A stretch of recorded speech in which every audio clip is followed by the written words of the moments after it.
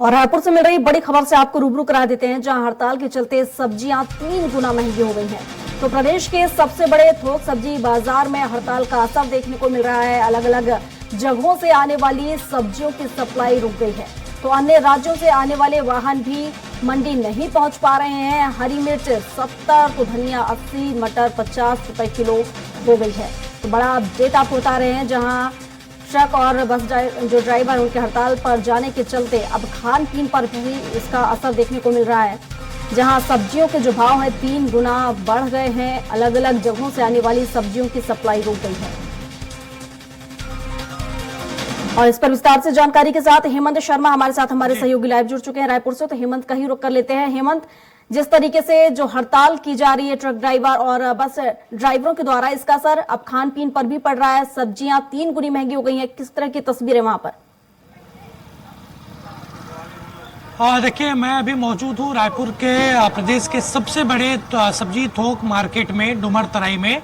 और यहाँ पर जिस तरीके से हड़ताल बस और ट्रक ड्राइवर कर रहे हैं, उसका सीधा असर सब्जियों पर पड़ रहा है, सब्जी मंडी पर पड़ रहा है। जो अलग अलग जगहों से आने वाले 70% आवक है वो कम हो गया है। और हड़ताल की वजह से खासतौर पर जो धनिया, मिर्ची, गोभी, इन तमाम हरी सब्जियों के दाम तिगुने हो गए हैं। और हालात ऐसे ही अगर आगे रहें तो संकट एक तरीके से उत्पन्न हो जाएगा, तो जो दाम है वो और बढ़ सकते हैं। हमारे साथ मौजूद हैं डुमर तराई थोक सब्जी मार्केट के अध्यक्ष रेड्डी जी, उनसे बातचीत करते हैं।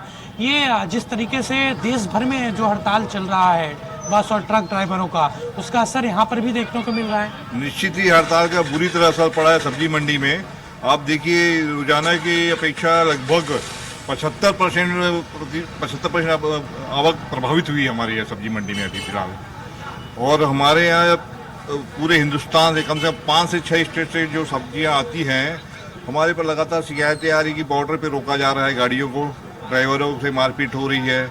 कच्ची सब्जियां हैं, वहाँ रुकी हुई गाड़ी, और यहाँ सब्जियां नहीं पहुंची, तो यहाँ भी त्राही त्राही मची हुई है सब्जियों के लिए। हालात ऐसे ही अगर बने रहे, क्योंकि इस तरीके से बस और ट्रक ड्राइवर हड़ताल पर हैं, उनका यही कहना है कि जब तक कानून वापस नहीं होगा वो हड़ताल से वापस जाएंगे नहीं। तो ऐसी अगर स्थिति आगे चलकर उत्पन्न होती है तो क्या स्थिति रहेगी खासतौर पर सब्जी मंडियों में?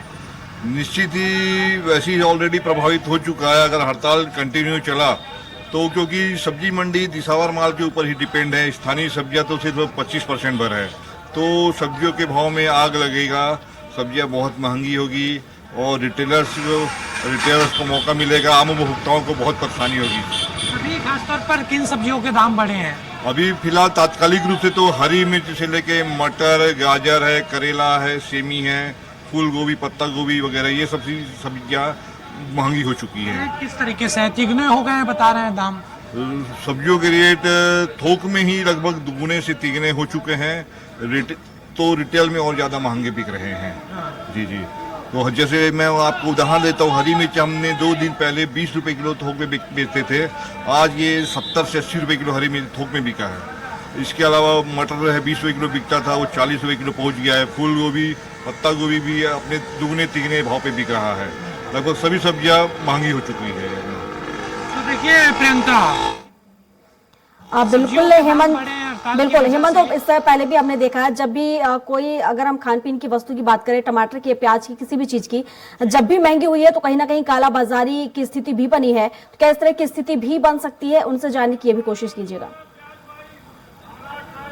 देखिए, निश्चित तौर पर, और आगे चलकर ये हड़ताल अगर लंबा चला तो निश्चित तौर पर इस तरीके की परिस्थितियां निर्मित होगी। हमारे साथ रेड्डी जी बने हुए हैं, उनसे बातचीत करते हैं। देखिए, हर समय ये होता है कि आवक कम होती है, सब्जियों के दाम होते, काला बाजारी शुरू हो जाती है। संकट हो सकता है काला बाजारी को भी लेकर? निश्चित है, इसमें हो सकता है, क्योंकि सब्जियां हैं ये रोकी हालांकि नहीं जा सकती, लेकिन थोक में और रिटेल में जमीन आसमान का अंतर होता है।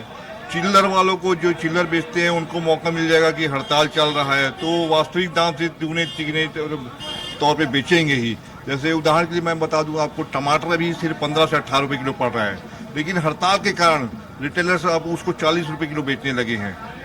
आलू और प्याज में ज्यादा वृद्धि नहीं हुई है।